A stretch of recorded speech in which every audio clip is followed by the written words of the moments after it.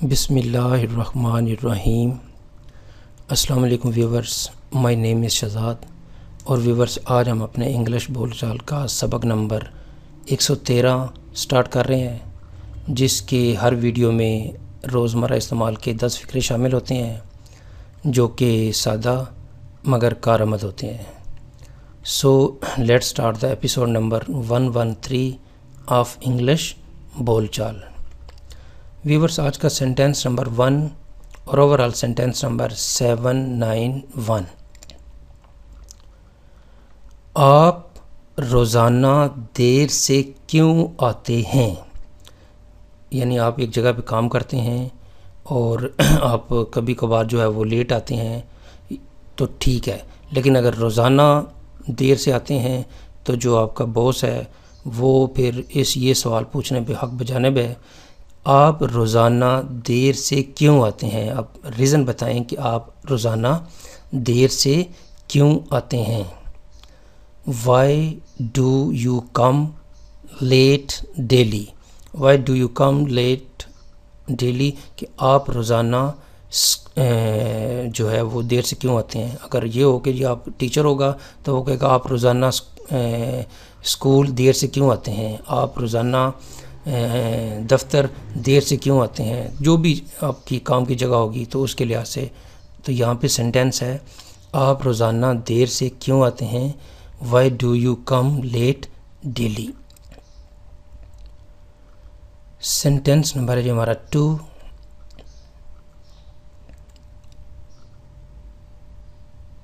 मैं 3 घंटे से काम कर रहा हूँ। यानी आप किसी को बता रहे हैं कि जी भाई मैं तो जो है वो 3 घंटे से ये काम कर रहा हूँ, 3 घंटे से किताब पढ़ रहा हूँ, 3 घंटे से कोई भी जो काम है वो आप कर रहे हैं, तो उसके लिए फिर आप ये जो है वो ये सेंटेंस बनाएंगे, I have been working for 3 hours.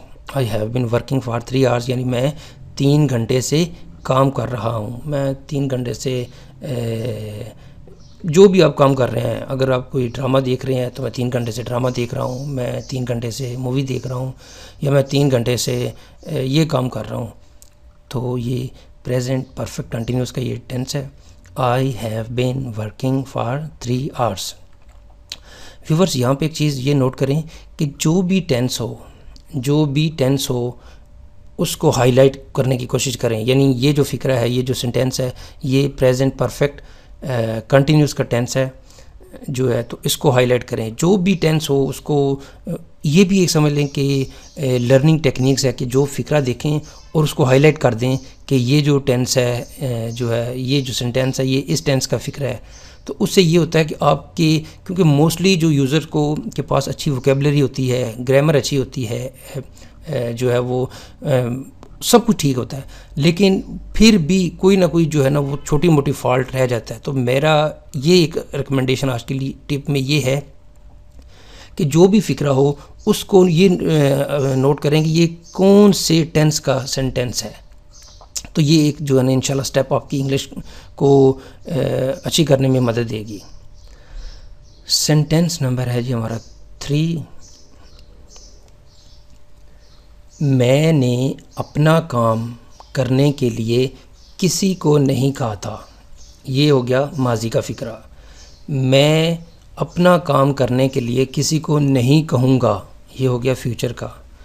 मैं अपना काम करने के लिए किसी को नहीं कहता, ये एक सिंपल प्रेजेंट का। तो इसी तरह जो भी फ़िक्रा हो उसको मुख्तलिफ़ ज़बानों में कन्वर्ट करें और फिर उसके बाद उसके मुताबिक जो है वो उसको इंग्लिश की ग्रामर को अप्लाई करें। तो इंशाल्लाह जो है वो आहिस्ता आहिस्ता जो है वो एक वक्त आएगा कि आप उसी तरह इंग्लिश बोलना शुरू कर देंगे, उसी तरह इंग्लिश को अंडरस्टैंड करना शुरू कर देंगे जिस तरह जिसको आपने जो है वो माना हुआ है कि जी इसकी इंग्लिश बहुत अच्छी है।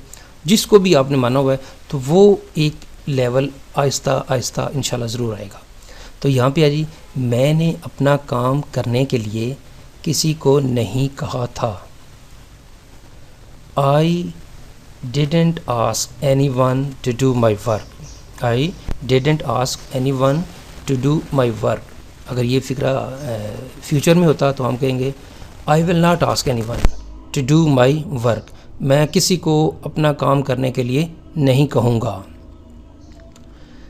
सेंटेंस नंबर है जी आगे हमारा 4।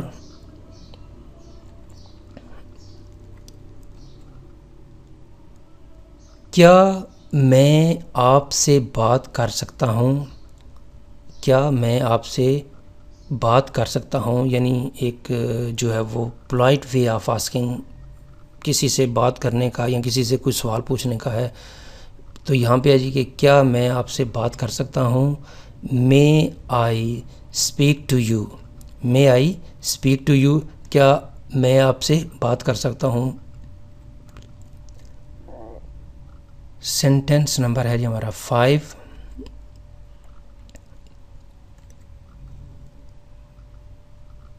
ये वो गांव है जहां मैं पैदा हुआ था।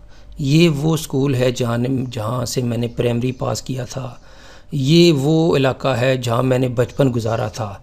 तो इस तरह के सेंटेंस जब आप किसी जगह पे जाते हैं तो कहते हैं जी ये वो स्कूल है जहां मैं और तुम पढ़ा करते थे।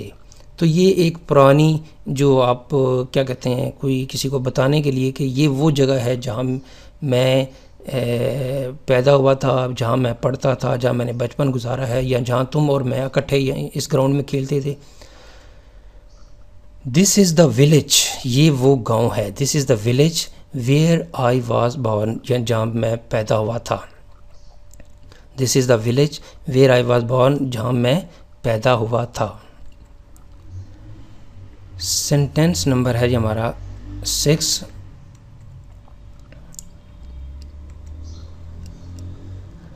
हम अक्सर उनके यहाँ जाते रहते हैं, या हम अक्सर उनके यहाँ जाते हैं या जाते रहते हैं। एक जो है वो we visit them often. We visit them, यानी विजिट देम मीन उनके पास जाते हैं, ऑफन अक्सर, या इसको ऐसे भी आप बोल सकते हैं वी ऑफन विजिट देम। दोनों फिक्रे ठीक हैं। हम अक्सर या वो अक्सर हमारे यहाँ आते जाते हैं, ये भी इस फिक्रे को ट्रांसलेट करें। तो इस तरह के व्यूवर जो आप जितने भी टेंस बनाएंगे, आपको एक टेंस से कम 10 टेंस जो है वो एट लीस्ट ज़रूर बनने चाहिए। नेक्स्ट है जी सेंटेंस नंबर 7। तुम इस पर चिल्ला क्यों रहे हो। ये चिल्ला जो है वो आई थिंक इसमें कोई उर्दू में वो पेश नहीं डली हुई, लेकिन आप फिक्र को अंडरस्टैंड कर लें। तुम इस पर चिल्ला क्यों रहे हो, चीखो पुकार क्यों कर रहे हो, इसके साथ जो है वो आप ऊंची आवाज़ में क्यों बात कर रहे हो। Why are you shouting at him. Why are you shouting at him, यानी तुम इस पे चिल्ला क्यों रहे हो, इसके साथ चीखो पुकार क्यों इसके साथ कर रहे हो। तो ये फिक्रा बुलाएंगे। सेंटेंस नंबर है जी 8। किसी ने मेरा मोबाइल चोरी कर लिया है। किसी ने मेरी किताब चोरी कर ली है। बच्चे अक्सर स्कूल में कहते हैं मैम किसी ने मेरा जो है वो कलम चुरा लिया है, या अमूमन हम कहते हैं जी किसी ने मेरा पर्स चुरा लिया है। तो कुछ भी जो है वो इस किसी ने मेरी या आपकी या जो चीज़ है वो चुरा लिया है, तो इसका सेंटेंस जो है वो यही बनेगा, किसी ने मेरा मोबाइल चोरी कर लिया है। somebody या someone, somebody किसी ने, has stolen my mobile, somebody has stolen my mobile, किसी ने मेरा मोबाइल चोरी कर लिया है। सेंटेंस नंबर है जी 9। फिर तुमने क्या किया। सपोज़ किसी जगह पे कोई लड़ाई हो रही है और आप में इतनी ताकत है कि किसी को जो है वो लड़ाई से बाज किया जा सके, तो फिर कोई दोस्त या कुछ भी बंदे के पूछ सकते हैं फिर तुमने क्या किया, यानी वो जो लड़ाई थी वो लड़ रहे थे तो फिर तुमने क्या किया। फिर आप इसका जवाब अलग से देंगे, भाई मैंने पूरी कोशिश की ये करने की वो करने की, वो एक अलग से स्टोरी है। यहाँ पे सेंटेंस है कि फिर तुमने क्या किया। Then what did you do.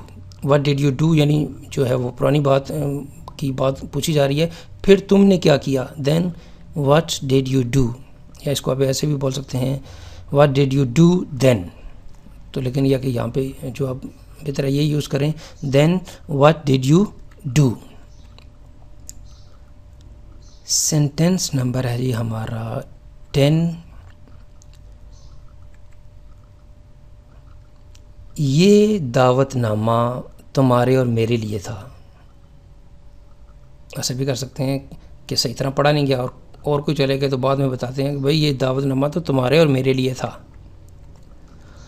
This invitation was for you and me. This invitation was for you and me. तो व्यूवर्स, यहाँ पे इख्तिताम हमारी आज की जो सीरीज़ है इंग्लिश बोलचाल का सबक नंबर 113 का। तो व्यूवर्स, अगर आपको ये वीडियो पसंद आता है तो काइंडली इसको आप लाइक कर दीजिए, इसको आप सब्सक्राइब कर दीजिए।